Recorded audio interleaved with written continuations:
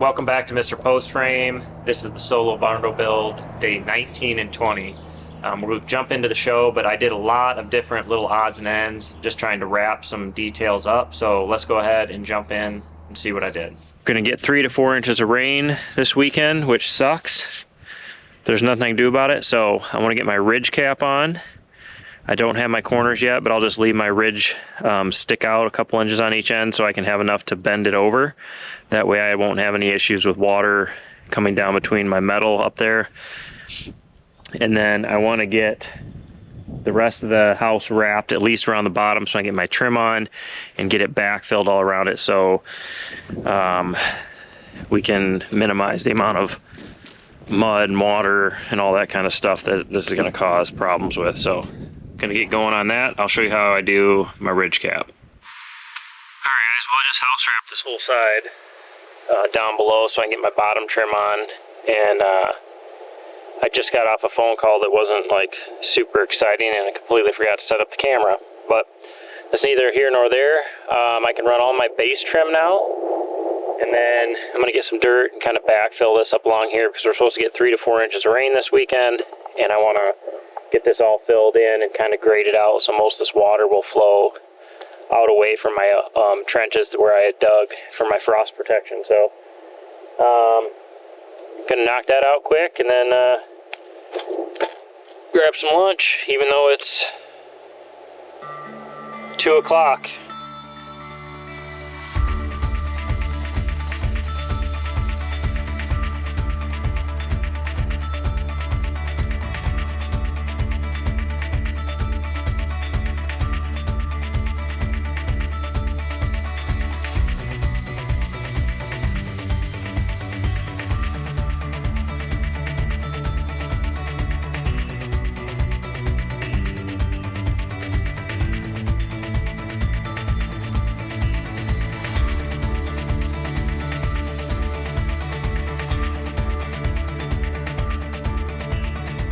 Alright guys, we have a sunny day. I got my corner trims, so the next step on our roof is to put our corners on. And our corners, what they do is they go over this end rib. That way it protects this corner. If water would happen to get under the edge of that trim, it hits this rib and goes down and out. And then it comes down here and will overlap the fascia. So I have both my corner trim and my fascia that I'm going to put up, and so I'll pull that out and show you what it looks like, and we'll go ahead and get it installed. Alright, so we're obviously going to start at the bottom and we're going to work our way up to the top. And if you can see this corner trim, I went to these corner trims with the stiffeners. So what they are is they're just 3 little raised areas that stiffen this panel or stiffen this trim and also take a lot of the oil canning out. So I'm gonna leave a 5-inch overhang off the bottom to cover the end of my gutter, and then I'm just gonna run this up, making sure that it's square on the side. So step 1, I'm just gonna mark 5 inches.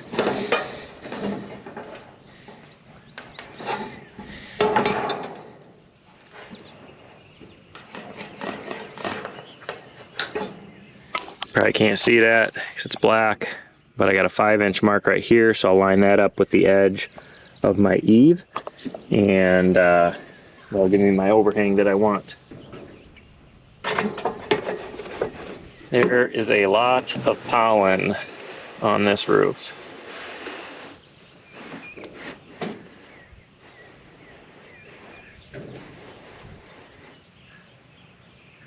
So boom. There's my 5-inch overhang.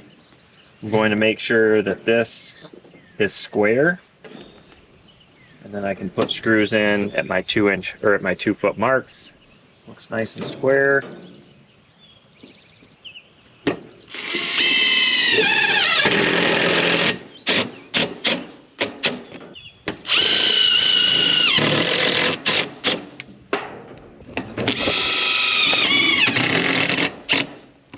Alright, and then we're just going to screw that all the way up. Then I'll slide my fascia in, and then I can put screws through here. Where my tape measure went.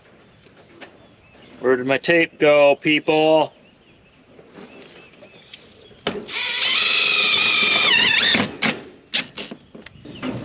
All right, back up and overlap our next piece up there. All right, guys, if you look down this trim, you can see that this is a good 90-degree angle. That's what you want. That will help with your oil canning by keeping this a nice, perfectly 90-degree angle. So focus on that. On your overlaps, obviously you start at the bottom, work up. You run a screw through. I always run a screw through where the overlap is. I try to overlap 6 inches or better. As long as your steel is running square, you can kind of use the ribs on your steel as kind of a guide on keeping it nice and straight. So this is going to look real nice. And I'm telling you, these, if you can get this trim with the stiffeners on it, it really makes this trim look a lot nicer. So we'll go down, go up here, get this screwed in, and then when we come up this side, I'll show you how we cut this peak to make it match up.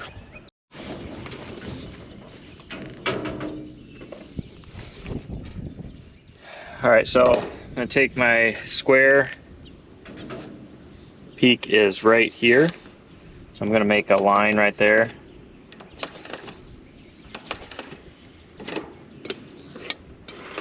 And I'm gonna cut from here up to here.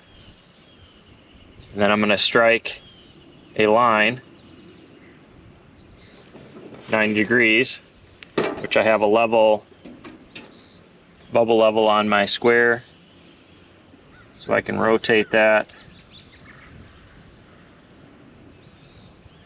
till I'm plumb, make my mark.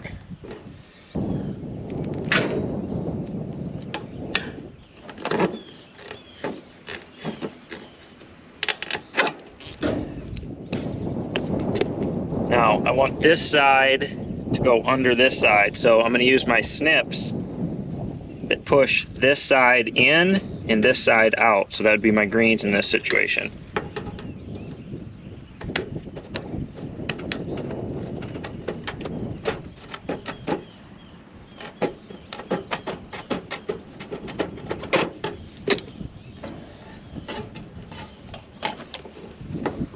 You can see that gives me a really nice finished look right there. Now when I bring this side up, I can tuck it up underneath this, and we will have a nice seamless top up here.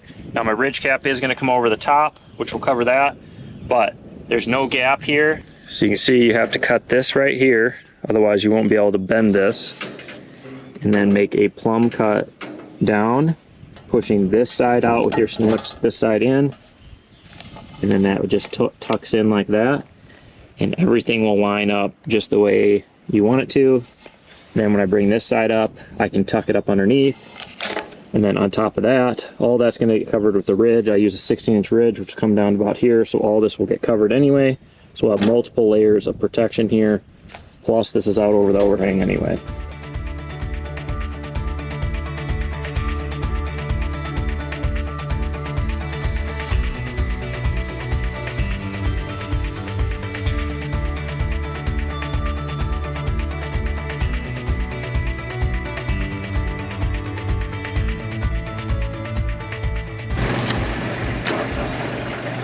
All right, guys, you can see that side's done.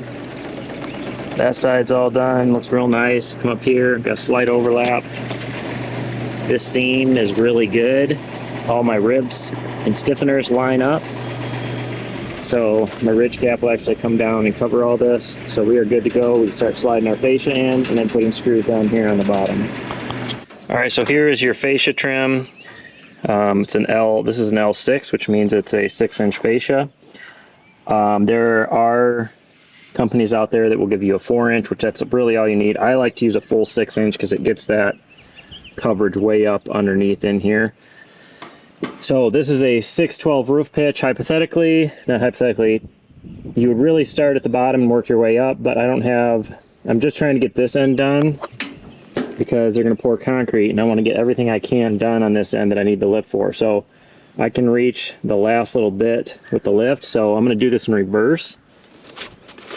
So my first piece, since this is a 6/12, I'm going to put my square at 6/12, mark it, and then I'm going to notch that out. So I'm going to notch the L out. A little back cut here, cut that out. That way when I put that end up in there, it will extend up past, and then this one will come in and extend up past that one. That way we have good coverage. So now I can slide this in there and run some screws in.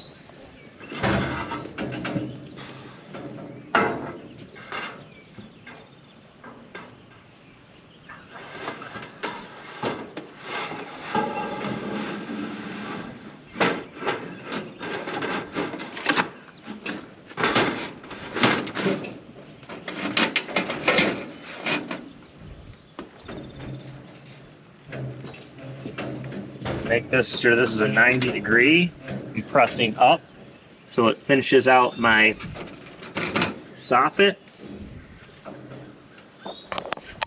You want to press up on that trim so it's up snug against the soffit. You want to make sure your top trim is a 90 degree angle, and then I'm going to run a screw through, and I'm only going to do about every 4 feet on this outside edge. That's all you really need. I'm up in that corner. Good here.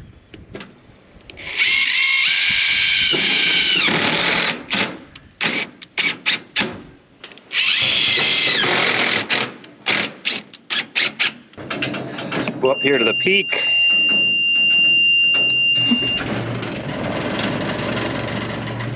Move forward first.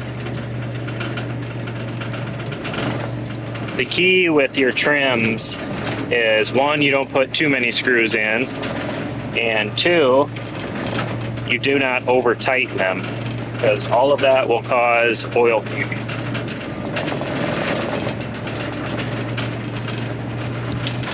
Alright, so now I'm going to cut my other side the same way, slide it in there, then I can button up that point and we'll be good to go.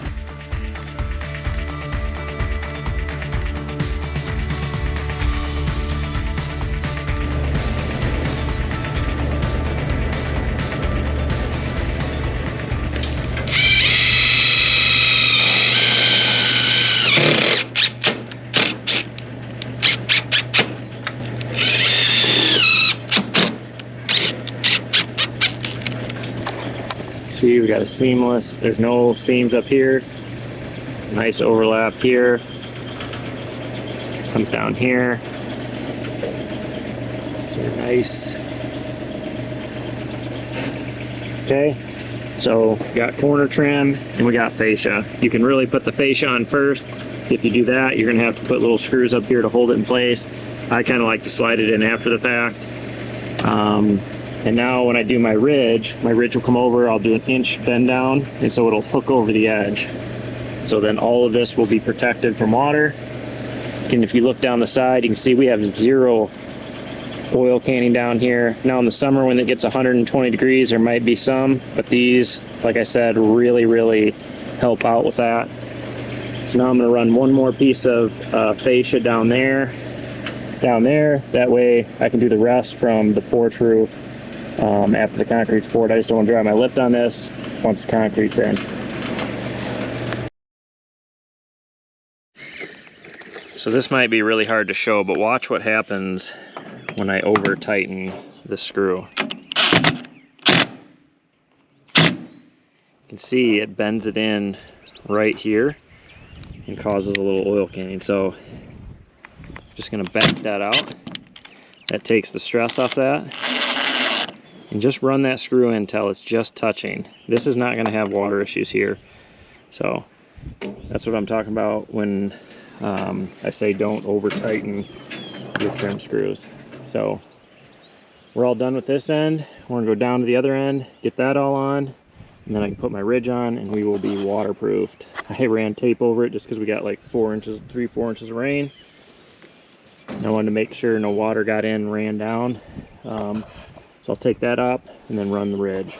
All right, guys, we got our corner trim on. So now it's time to put our ridge cap on, which will come over and wrap down. I get a 16-inch ridge, which will come down to about here. And the reason I like doing that is I have all of this coverage. So I do put a seal in here, but even if that seal was to fail, the chances of that wind-driven rain getting all the way up here to this peak, being that that's like 6-8 inches, is slim to none. So I like using the bigger ridge cap. we'll do a 1-inch bend over, which I'll show you once I get this first piece on. I'm going to start here and work my way across. Now, you can see I used to roll my vent, or in this case it's not a vented closure because this is getting all spray foamed in. Used to put my seal on here with string lines.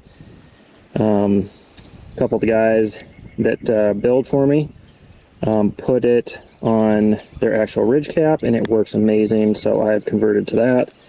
So I already have my seal on here, and we're going to go ahead and put this piece on. We use 2-inch screws because they go through the ribs.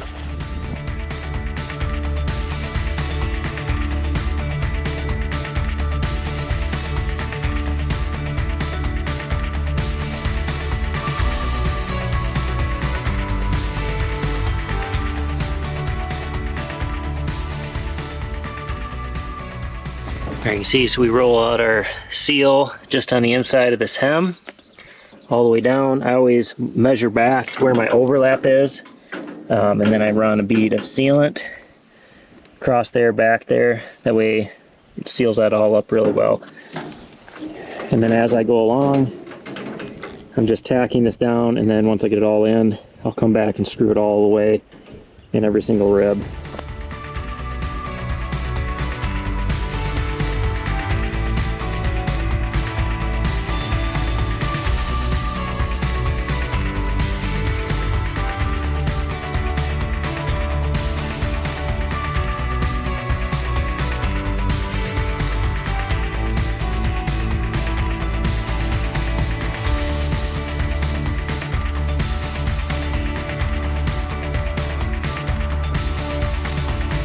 Alright, that's going to be a wrap on today's video. Don't forget to check out our Patreon group, which is a group just for self-builders, people that want to GC their own contract. You get to ask me questions. We do lives.